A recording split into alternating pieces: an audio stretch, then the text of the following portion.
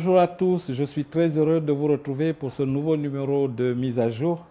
Mise à jour, c'est votre émission sur les nouvelles technologies et les sciences, bien sûr. Et aujourd'hui, nous allons parler des appareils de mesure. Nous faisons cette émission spécialement pour tous nos élèves et tous nos étudiants qui font des TP, c'est-à-dire des travaux pratiques en classe, surtout d'électricité et des TP de physique pour ceux qui sont dans des classes d'école ou d'université. Mais nous voulons aussi profiter pour occuper les jeunes et revenir sur ce qu'ils n'ont pas pu bien saisir pendant les cours. Alors, nous allons parler des appareils de mesure, bien sûr, mais il y en a tout plein. Et nous allons essayer de faire une revue. Quel appareil sert à quoi? Comment est-ce qu'ils ont évolué pour arriver à ce qu'ils sont devenus aujourd'hui? Les appareils servent à mesurer, les appareils de mesure, bien sûr, servent à mesurer des grandeurs. Ces grandeurs-là sont pour la plupart électriques. Vous pouvez mesurer l'intensité et c'est un ampèremètre qu'on utilise. Vous pouvez mesurer la tension et c'est un voltmètre qu'on utilise. Vous pouvez mesurer les fréquences et c'est un fréquencemètre qu'on utilise.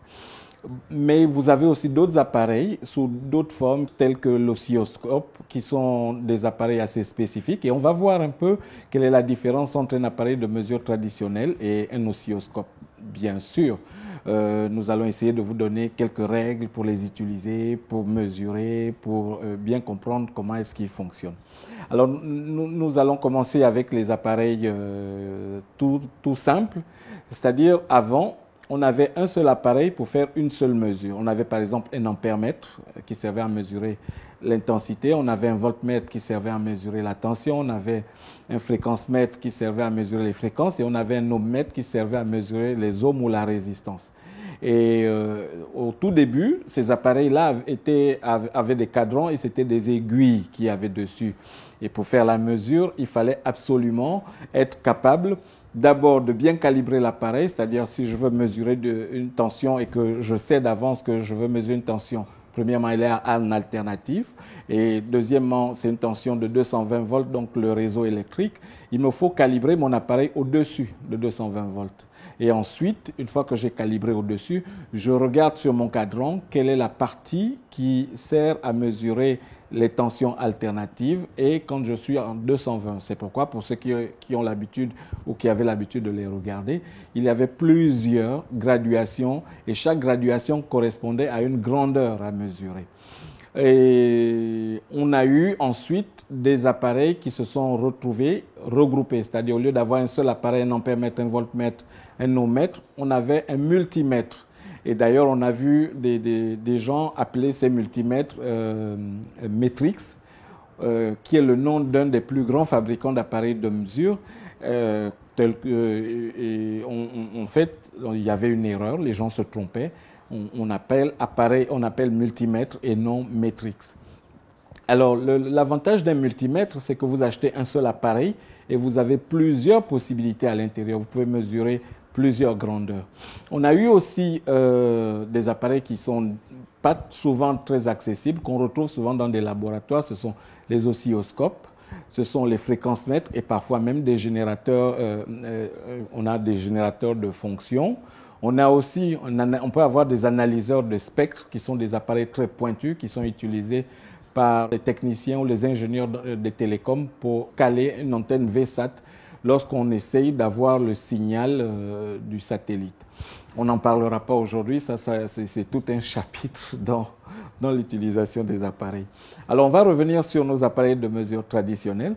Donc, déjà, on va expliquer quelle est la différence entre un appareil de mesure normal, c'est-à-dire ampèremètre, voltmètre et ohmmètre, par rapport, par exemple, à un appareil tel qu'un oscilloscope. L'oscilloscope a ceci de particulier, c'est que, au lieu de simplement avoir la valeur de la grandeur, vous allez aussi avoir la forme de la grandeur que vous mesurez. Donc, vous n'avez pas son amplitude simplement, vous avez aussi sa forme. Donc, l'oscilloscope vous permet de visualiser la grandeur. Et ça, c'est très important quand vous voulez avoir des détails, quand vous voulez mesurer la fréquence. Vous êtes obligé d'utiliser un oscilloscope. Vous pouvez aussi utiliser un fréquencemètre qui sert à vous donner la fréquence de la grandeur que vous mesurez.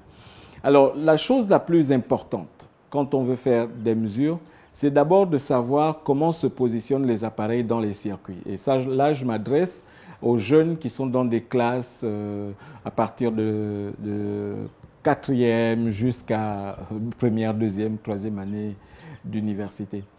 L'intensité, c'est-à-dire quand on veut mesurer l'ampère, l'appareil de mesure se placera en série dans le circuit, c'est-à-dire vous ouvrez une partie du circuit et vous insérez l'appareil de mesure à l'intérieur. Alors que si vous voulez mesurer l'intensité, c'est-à-dire les volts, vous allez mettre l'appareil de mesure en parallèle. Et dans les deux cas, vous devez faire attention à la polarité, c'est-à-dire le plus et le moins qui sont souvent représentés par des couleurs. Le moins en général sur l'appareil, c'est écrit comme. Et le plus, c'est comme, c'est en noir bien sûr. Et le plus, lui, il est souvent en rouge.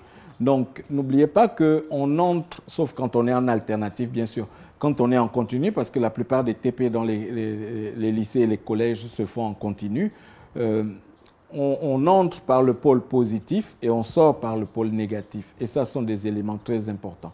Alors, je vais résumer rapidement. Vous avez plusieurs appareils de mesure qui sont à la base individuels et en général dans les labos, vous les avez un ampèremètre, un voltmètre, un ohmmètre, vous avez un générateur de fonctions, vous avez un oscilloscope et parfois pour ceux qui sont dans des écoles de télécom, vous avez un analyseur de spectre. Ensuite, vous pouvez aussi avoir des appareils qui regroupent toutes ces fonctions-là. Et en général, on peut retrouver un ampèremètre, un ohmmètre, un voltmètre qui sont réunis sur le même appareil. Et cet appareil-là s'appelle un multimètre. Donc l'avantage, c'est que si vous n'avez pas assez d'argent, au lieu d'acheter plusieurs appareils, vous allez devoir acheter un seul appareil et faire plusieurs mesures.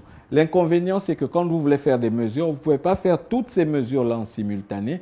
Vous allez les faire les unes après les autres, c'est-à-dire vous allez d'abord vous configurer par exemple en volts, vous mettre en parallèle dans votre circuit, faire la mesure. Ensuite, vous allez vous mettre en ampères, vous mettre en série dans votre circuit, faire la mesure et ainsi de suite. Voilà, pour aujourd'hui, c'est terminé. J'espère que cette émission vous a plu. On vous souhaite de passer une excellente semaine et nous vous disons à la prochaine. Merci.